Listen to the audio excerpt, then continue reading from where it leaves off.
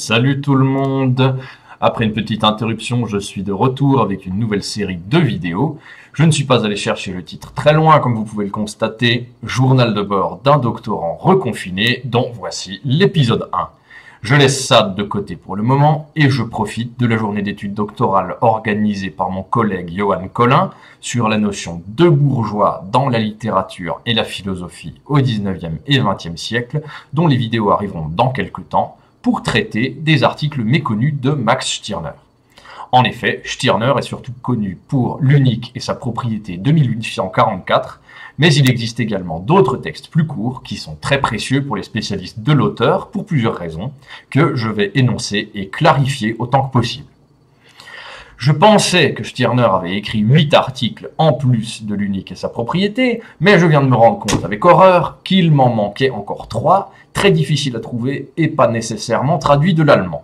Je vous fais part à cette occasion de ma démarche de recherche en tant que doctorant. La recherche universitaire implique d'avancer parfois à tâtons ou d'admettre que je ne sais pas, que je n'ai pas le fin mot de l'histoire, ou très souvent que je ne suis pas encore au bout de mes investigations comme un détective sur une enquête encore non résolue. On part donc dans l'optique d'une série de 8 épisodes, peut-être plus si j'arrive à dénicher les articles qui me manquent et à les exploiter convenablement. Sachez en outre que Stirner a aussi écrit plusieurs articles de journaux et des recensions desquels je ne parlerai pas parce qu'ils ont une importance moindre philosophiquement et encore plus dans le cadre de ma thèse qui, je le rappelle, parle de l'individu et du solipsisme, ou si vous préférez, de l'égoïsme hyperbolique. Enfin, Stirner a écrit une histoire de la réaction en 1852 qui traite de la réaction allemande, événement politique qui succède à la Révolution française, mais en Allemagne. L'écrit est sûrement très intéressant, mais je le délaisse également parce qu'il concerne plutôt les historiens et les spécialistes de l'histoire des concepts et des idées, voire les philologues. Je donne une toute dernière précision qui concerne l'écriture de Stirner en général. Il s'agit d'un tout en construction, ce qu'on appelle un work in process, puisque les articles de journaux et les articles annexes préfigurent toute la réflexion de Stirner jusqu'à l'écriture de l'Unique et sa propriété en 1844. J'arrête là ce long préambule et vous propose l'épisode 1. Nous sommes en 1842 et je vais vous parler de, attention, titre à rallonge, réplique d'un membre de la paroisse berlinoise contre l'écrit des 57 pasteurs berlinois, la célébration chrétienne du dimanche, une parole d'amour à notre paroisse. Stirner est assez proche de Kierkegaard, vous me direz que je radote et que je compare souvent les deux, mais c'est mon sujet de thèse après tout. Il propose un intéressant triangle vicieux, je m'explique. L'ennui incite au péché, puis l'homme regrette et se repent avant de s'ennuyer et de pécher à nouveau. C'est en tout cas ce que pense Stirner au sujet des hommes du 19e. Je cite dans le texte des éditions L'Âge d'Homme, Max Stirner et autres écrits de 1972 à la page 13. Ainsi reste-t-il en suspens entre ciel et terre, trop lourd pour s'élever, trop léger pour sombrer. Voilà une situation désespérée. C'est pour gagner de telles âmes que les pasteurs font campagne et ils en saisiront plus d'une. Fin de citation. On observe bien la position contre l'Église de Stirner qui refuse de rester à l'état de minorité dans le giron d'une institution quelconque. Il y a une tentative d'énoncé d'infantilisation par la foi, par l'intermédiaire des pasteurs et de Dieu, utilisée comme un outil pour faire courber l'échine aux citoyens. Il faut que les citoyens soient à l'état de majorité et pleinement responsables de leurs actes. Il est inutile de stigmatiser ce qui vient de la terre et de sublimer ce qui vient des cieux. Ce n'est qu'une stratégie pour affaiblir la liberté des citoyens. Je cite à la page 14. « En un mot, vous n'êtes que de futurs citoyens du ciel, et ne l'êtes-vous pas de la terre ?» Fin de citation. Cette fois-ci, on est à l'inverse exact de Kierkegaard. Stirner veut inciter les hommes à faire l'expérience de la dignité humaine au-dessus de celle de la chrétienté. Le christianisme est inférieur à l'humain et le vrai chrétien inférieur à l'homme libre véritable. Il y a une inadéquation entre l'homme libre et le christianisme. Stirner ne fait d'ailleurs qu'aggraver cette rupture. Je cite à la page 15. « Je ne me soumettrai à rien de ce qui n'est pas moi-même ou dont je ne suis pas pénétré. » Fin de citation. Il y a également une critique de la société allemande qui a en un sens troqué un héritage féodal, ou plus vraisemblablement seigneurial, appelez ça comme vous voulez, troqué cet héritage-là pour un héritage divin. Je cite à nouveau à la page 16. Vous n'avez fait qu'échanger le sombre Seigneur contre le Père aimable, mais vous n'êtes pas des esprits qui se font spontanément serviteurs de Dieu. Fin de citation. Chez Stirner, il n'est pas question d'intériorité dans le christianisme de l'Église, mais peut-être, c'est une hypothèse, dans une mystique à la Kierkegaard. Nous ne pouvons faire un avec Dieu qui est trop parfait et différent de nous. Par contre, nous pouvons passer du stade de chrétien apeuré par Dieu à celui de simple croyant. Il y a une nécessité de liberté de parole et d'enseignement dans un but existentiel récurrent. Devenir soi et devenir libre.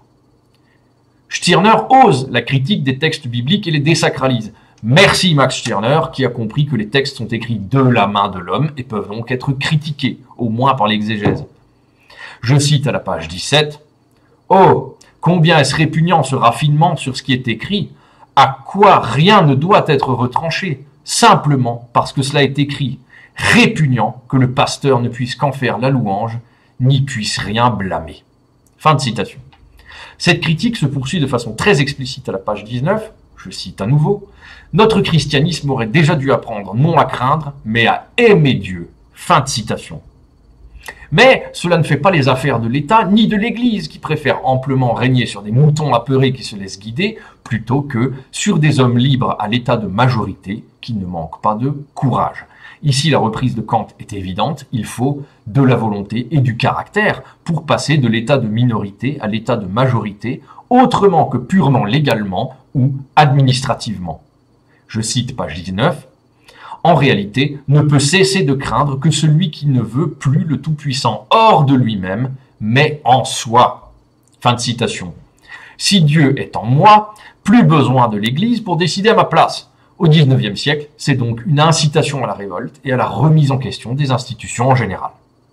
Stirner nous montre à plusieurs reprises que l'égoïsme, qui est censé être positif dans sa pensée, grandit à mesure que la crainte de Dieu diminue. La critique des pasteurs est également acerbe, ils ne sont pas des cannibales comme chez Kierkegaard, mais des exécutants sans esprit au service de l'État et de l'Église. Voilà ce que préconise Stirner au nom des Freien et des hommes libres en général. Page 22, je cite. « Nous éviterons la maison de Dieu tant que la parole de Dieu sera prisonnière de la lettre et tant que ses interprètes n'auront pas le droit de parler en esprit libre. » Fin de citation. Intéressant, puisque Dieu est la parole, et que suite au mauvais usage qu'en fait l'Église, il devient prisonnier de la lettre. Stirner préconise donc un changement en profondeur, radical, de la piété elle-même. L'homme, à l'état de majorité, doit privilégier la morale et la raison à la piété infantile. S'il y arrive, il sera vertueux, mais n'aura plus forcément envie de se soumettre à l'Église. C'est une invitation à aimer la vie déjà ici-bas, ou en ce bas monde, pour reprendre des lieux communs, des expressions toutes faites. Mais justement, si on suit ce que nous propose Stirner, ce n'est plus un bas monde, mais juste le monde, ou même, avec un peu d'optimisme, ce bon vieux monde qui est déjà très bien comme ça, et c'est à nous de l'améliorer, de le bâtir. Il faut le développer. Je cite à la page 24, « L'enthousiasme pour le monde, éternellement actuel du vouloir et de l'agir, et non une aspiration aveuglément soumise à l'au-delà. » Fin de citation. Il y a un renversement flagrant. Pour Stirner, l'homme pieux ne va plus à l'église à raison, tant que le clergé ne sera pas profondément réformé. La parole d'un homme d'église n'est plus ni divine ni humaine, elle est muselée et n'a donc aucune valeur. Les prédicateurs doivent se libérer de l'esclavage des institutions obsolètes pour que, éventuellement et après transformation, je cite, « Alors vos églises se rempliront et autour des héros de la liberté de parler se rassembleront des foules assoiffées de connaissances. » Fin de citation. Deux observations encore pour conclure mon propos. Premièrement, Stirner fait une proposition de redécouverte ou de restructuration du christianisme qui rappelle bien évidemment Luther et Kierkegaard. Deuxièmement, à ce moment-là, il n'est pas encore dans un athéisme forcené, mais dans la recherche d'une religion de l'humanité qui supplanterait l'Église. Son point de vue à ce sujet va petit à petit se radicaliser. Nous aurons l'occasion d'en reparler. C'est tout pour aujourd'hui. Salut tout le monde!